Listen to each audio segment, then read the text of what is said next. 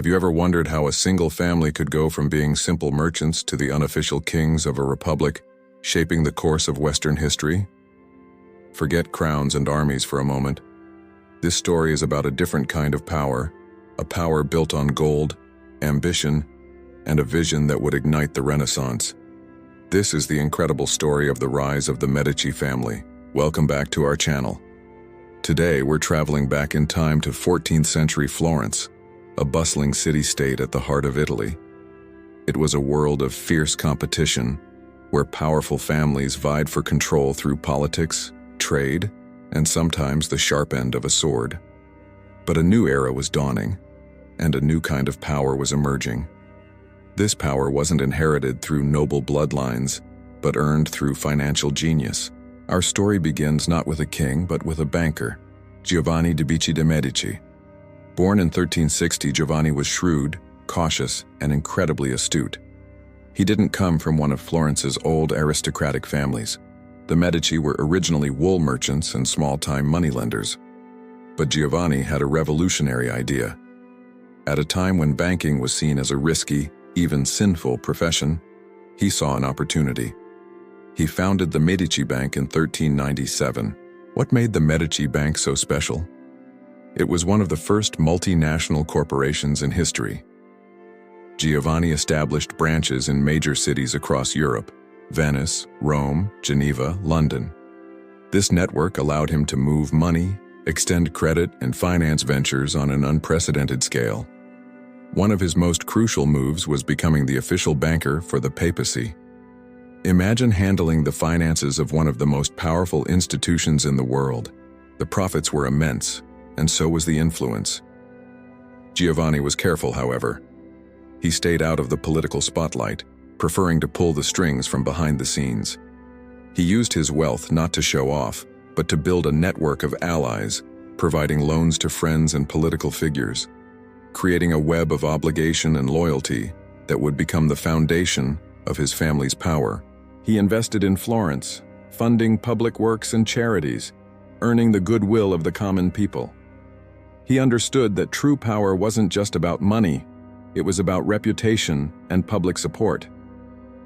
When Giovanni died in 1429, he left his son an immense fortune and a powerful legacy. But he also left a warning: stay out of the public eye and avoid making enemies. His son, Cosimo de Medici, was about to ignore that advice completely. Cosimo inherited his father's financial acumen, but combined it with a bold political ambition. He was quiet and reserved, but beneath that calm exterior was a brilliant strategist. Florence was technically a republic, governed by a council called the Signoria. In reality, it was an oligarchy controlled by a few wealthy families, chief among them the Albizzi family. The Albizzi saw the growing Medici influence as a direct threat.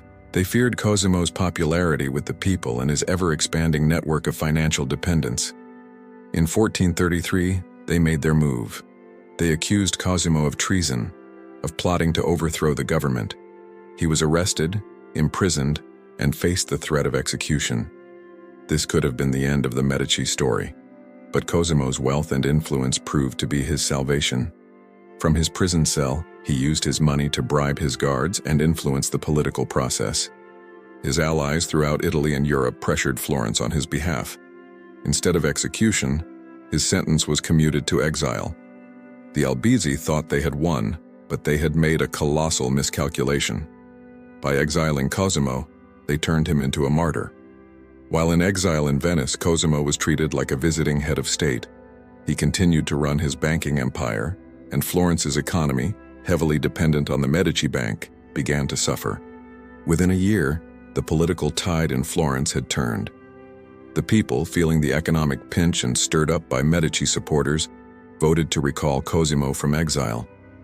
In 1434, Cosimo de Medici returned to Florence not just as a wealthy banker, but as a hero. The Albizzi family was exiled in his place. This was the turning point. Cosimo learned a valuable lesson from his ordeal. Indirect control was not enough. To secure his family's future, he needed to control the state itself. But how do you become a king in a republic that prides itself on liberty? You do it without a crown. Cosimo never held the highest office for long. Instead, he perfected the art of puppet mastery. He ensured that key government positions were filled with men loyal to him.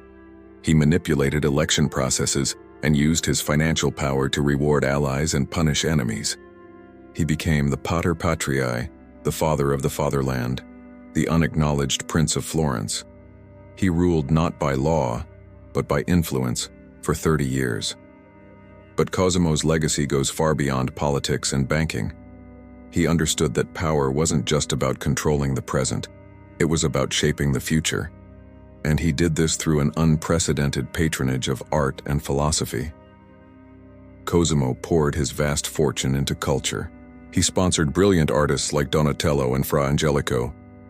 He commissioned the architect Brunelleschi to complete the magnificent dome of Florence's cathedral, a feat of engineering that still inspires awe today. He founded the Platonic Academy, a group of scholars dedicated to reviving the works of ancient Greek philosophers like Plato. Why did he do this? It was partly piety, partly a love of beauty, but it was also a brilliant act of public relations. By funding these magnificent churches, paintings, and sculptures, he was beautifying his city, employing its citizens, and forever associating the name Medici with genius and cultural rebirth. He was transforming Florence into the cradle of the Renaissance, and in doing so he was cementing his own legend. He showed the world that money, when used with vision, could be more powerful than any army. It could build empires of culture and ideas that would last for centuries. The rise of the Medici marks a pivotal moment in history. It represents the shift from the old feudal world, where power was based on land and lineage, to the modern world, where capital, influence, and ideas could forge dynasties.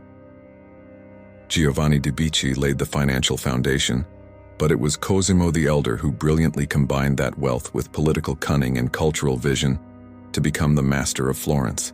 He never called himself a king, but through his bank, his political machinations, and his patronage of the arts, he ruled like one, setting the stage for his even more famous grandson, Lorenzo the Magnificent. The Medici proved that in the new age that was dawning, the pen and the purse were indeed mightier than the sword. We step into the dazzling, dangerous world of Renaissance Florence, a city of breathtaking art, groundbreaking ideas, and ruthless ambition. And at the heart of it all, one family held the reins of power, the Medici. But as any ruler knows, the higher you climb, the harder you fall. This is the story of the Medici's golden age, the conspiracies that tried to tear them down, and the ultimate price of power. Imagine a city where every corner holds a masterpiece, where genius walks the streets. This was Florence under Lorenzo de Medici, known to history as Lorenzo the Magnificent. He wasn't a king or a duke, but his influence was absolute. As the head of the Medici Bank, the most powerful financial institution in Europe, he controlled the flow of money, and with it, the fate of popes and princes. Lorenzo was a brilliant diplomat, a poet, a patron who could spot genius a mile away. He gathered the greatest minds of his time, philosophers, artists, and writers, turning Florence into the cradle of the Renaissance. It was a golden age, bathed in the light of artistic creation and intellectual fire. But in the shadows, envy and hatred were growing, and a storm was about to break. Not everyone loved the Medici. To many of Florence's other powerful families, the Medici were upstarts, merchants who had seized power that rightfully belonged to the old nobility. The most bitter of these rivals were the Pazzi family, another wealthy banking clan who saw the Medici as an obstacle to their own ambitions. For years, a quiet resentment simmered between them. They were jealous of the Medici's popular support, their control over the city's government, and their close ties to the papacy. The Pazzi believed Florence was their city to rule, and they were willing to do anything to take it back. Their hatred found a powerful ally in Pope Sixtus IV, a man who also had his own reasons for wanting the Medici gone. The stage was set for a bloody confrontation. The Pope had a score to settle.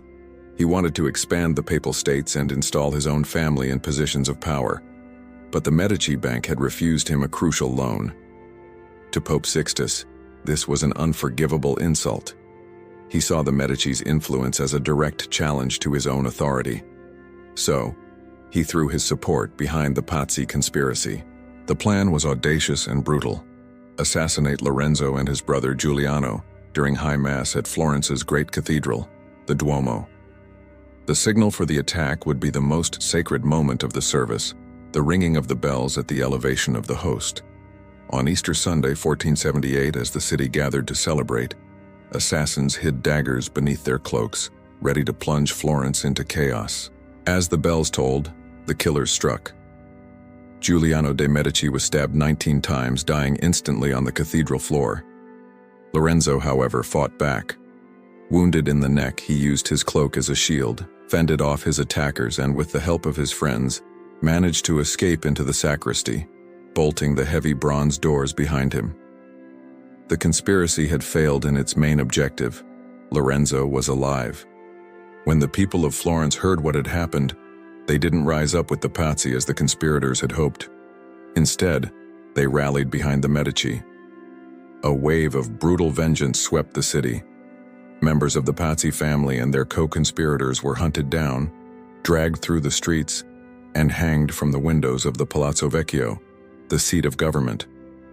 The Pazzi conspiracy ended not with a transfer of power, but with the near-total annihilation of the Pazzi family and the cementing of Lorenzo's rule. He was no longer just a leading citizen. He was the undisputed master of Florence. After surviving the assassination attempt, Lorenzo the Magnificent's power reached its zenith. He was hailed as a hero, the savior of the Republic. He used this newfound authority to further solidify his family's control over Florence, skillfully navigating the treacherous waters of Italian politics. But his greatest legacy wasn't in politics or finance, it was in art. Lorenzo had an incredible eye for talent. He became the patron of a young artist named Sandro Botticelli, commissioning masterpieces like Primavera and The Birth of Venus. He took a teenage prodigy under his wing, a boy who showed unparalleled skill in sculpture.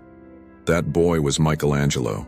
Lorenzo treated him like a son, inviting him to live in the Medici palace and dine at the family table.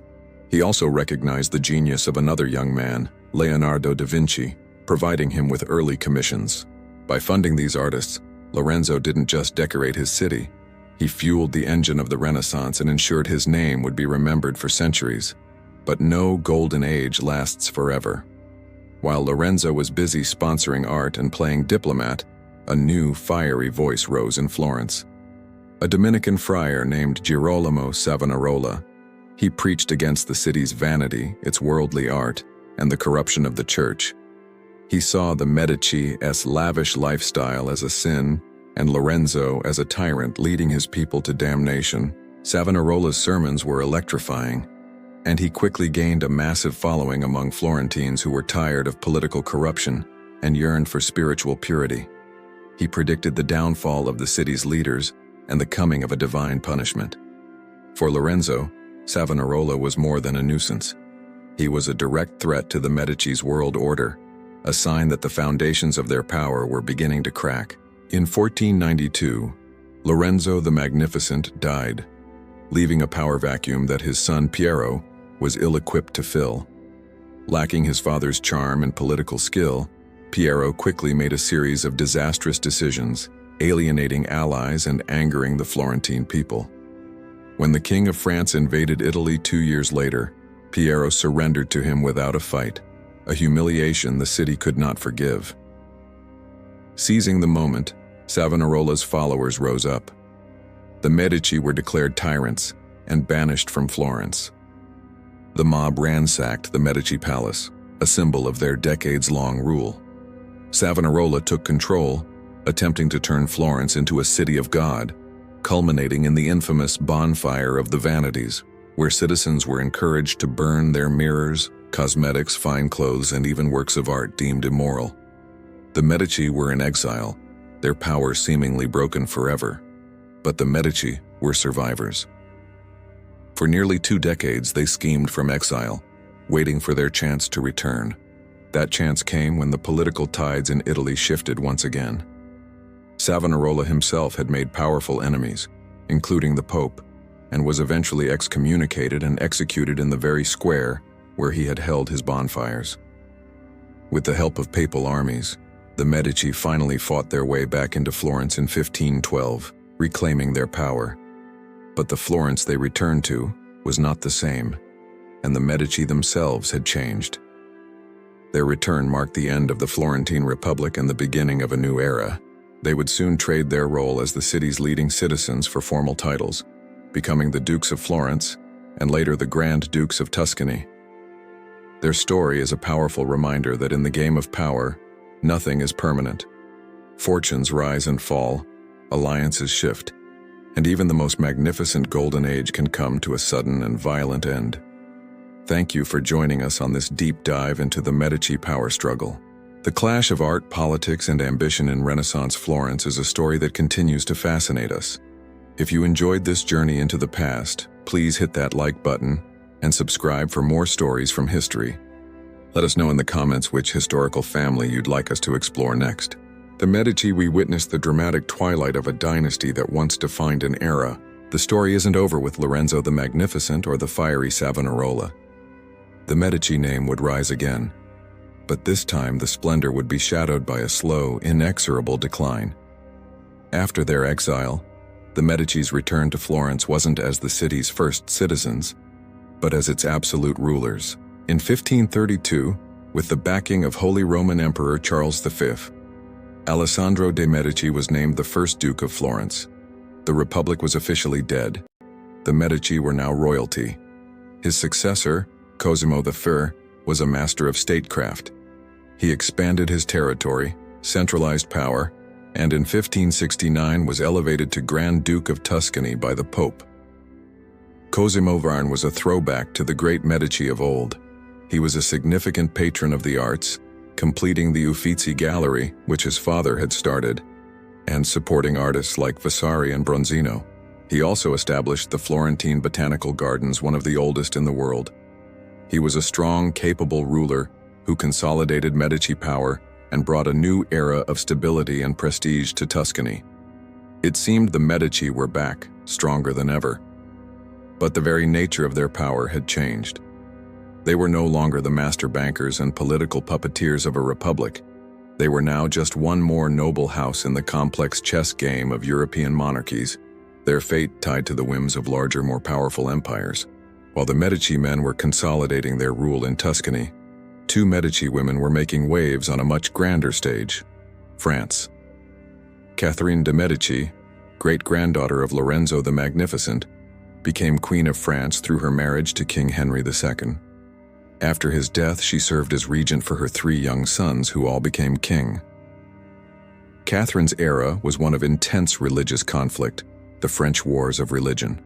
She was a ruthless, pragmatic politician, often accused of orchestrating the infamous St. Bartholomew's Day massacre. Yet she was also a great patron of the arts, bringing the Italian Renaissance to the French court, influencing everything from cuisine to architecture. Decades later, another Medici, Marie de' Medici, would also become Queen of France as the wife of King Henry IV. Like Catherine, she was a powerful regent for her son, Louis XIII. Marie was a lavish patron, commissioning the great painter Peter Paul Rubens to create a massive 24-painting cycle depicting her life. These Medici queens wielded immense influence, shaping the destiny of France and spreading Italian culture across Europe. They proved that the Medici spirit of ambition and patronage was not confined to Florence, but their power was tied to their marriages, a sign of the family's shifting role on the world stage. Back in Florence, under the later Grand Dukes, the family continued its long-standing tradition of intellectual curiosity. The scientific revolution was sweeping across Europe, and the Medici were at its heart. This is where one of the most famous stories of science and power unfolds: the patronage of Galileo Galilei. Grand Duke Cosimo II was a student and great admirer of Galileo. When Galileo discovered the 4 largest moons of Jupiter, he named them the Medicean stars in honor of Cosimo and his 3 brothers. This was a brilliant move, securing him a prestigious position as the court mathematician and philosopher in Florence. The Medici gave Galileo the freedom and financial security to conduct his groundbreaking research. He used his telescope to observe the phases of Venus and the craters of the moon, providing evidence that supported the Copernican theory, that the Earth revolved around the Sun. However, this brought him into direct conflict with the Catholic Church. When the Inquisition came for Galileo, the Medici, particularly Grand Duke Ferdinando II, tried to protect him. They gave him refuge and used their diplomatic channels to argue his case. But their power was no match for the Roman Inquisition. Galileo was tried, forced to recant his theories, and placed under house arrest for the rest of his life. The Medici's inability to fully protect their star scientist was a stark symbol of their waning influence. The bankers who once held popes in their debt were now unable to defy the Church's authority. The Galileo affair was a turning point, not just for science, but for the Medici. It showed that their power, once absolute in Florence, was now limited by a greater European order. The 17th century saw the slow, grinding decline of the Medici Dynasty. The Grand Dukes who followed Cosimo I and Ferdinando were, for the most part, not their equals. They lacked the political acumen, the business sense, and the ambition of their forebears. The Medici Bank, once the financial powerhouse of Europe, had long since faded into irrelevance. The family's wealth was now based on land and taxes, but their state was small and their economy was stagnating. Tuscany, once a hub of innovation and trade, was becoming a provincial backwater. The Medici Grand Dukes were more interested in court ceremony, religious piety, and collecting art than in statecraft or economic reform. The city of Florence, which had once crackled with republican energy and artistic genius, grew quiet. The Uffizi was full, but the artists' studios were emptying. While other European powers were colonizing the globe and fueling industrial change, Tuscany was looking inward, living off the cultural capital of its glorious past. The later Medici were not bad rulers, but they were mediocre. They were stewards of a great museum, not builders of a new future. Corruption grew within the administration, and the state debt mounted. The Medici were becoming puppets, their Grand Duchy a pawn in the larger game of European politics, passed between the great houses of Habsburg and Bourbon. The fire that had ignited the Renaissance was now just a flicker.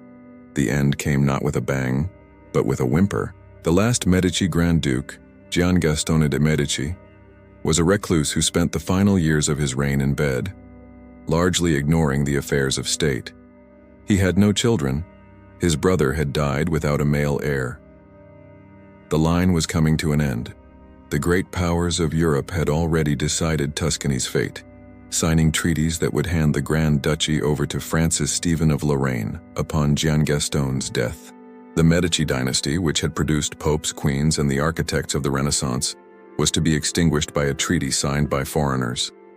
But there was one final crucial act of Medici greatness. Giangastone's sister, Anna Maria Luisa de Medici, was the last of the family. As the heir to the Medici's vast private collection of art, jewels, and property, she could have sold it all, scattered it to the winds. Instead, in 1737, she created the Family Pact. She bequeathed the entire Medici collection to the state of Tuscany on one condition: that it must never leave Florence and must be available for the public to enjoy forever. It was a final, magnificent gift to the city that her family had built and ruled. Because of Anna Maria Luisa, Florence is not just a beautiful city, it is a living museum. When you walk through the Uffizi Gallery, the Pitti Palace, or the Boboli Gardens, you are walking through the legacy she preserved. It was the last great act of patronage from a family that understood that power fades and wealth disappears, but art and beauty are eternal. In 1743, Anna Maria Luisa died, and with her, the Medici dynasty, after nearly 300 years of power, came to an end. From bankers to dukes, from patrons to puppets, the Medici's story is a powerful reminder of the rise and fall of great houses. They ignited a flame that changed the world. And though their own power eventually faded, the light of their legacy, preserved in the art and architecture of Florence, shines as brightly as ever. Thank you so much for joining me on this incredible journey through the history of the Medici. If you've enjoyed this series, please hit that like button, subscribe to the channel, and ring the bell so you don't miss our next deep dive into history. Let me know in the comments which historical family or event you'd like to see covered next. Until then, stay curious.